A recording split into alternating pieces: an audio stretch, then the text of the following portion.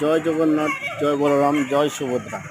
ঘোকসাডাঙ্গা রথ মেলা উপলক্ষে ও রথযাত্রা, বিশাল রথ টানা হচ্ছে জগন্নাথের কৃপায়।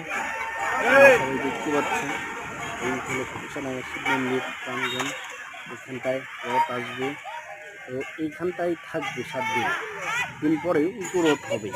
এই তোমরা দেখতে পাচ্ছ রথ আসছে, অনেক লোকজন, অনেক ভিড়। বুঝতেই পারছ, জগন্নাথ দেবের রথযাত্রা বলে কথা। প্রভু জগন্নাথ নিজে ভক্ত দর্শনে নেমে এসছেন। অবশ্যই তোমরা কমেন্ট ও লাইক ও শেয়ার করবে। তোমাদেরকে দেখাচ্ছি।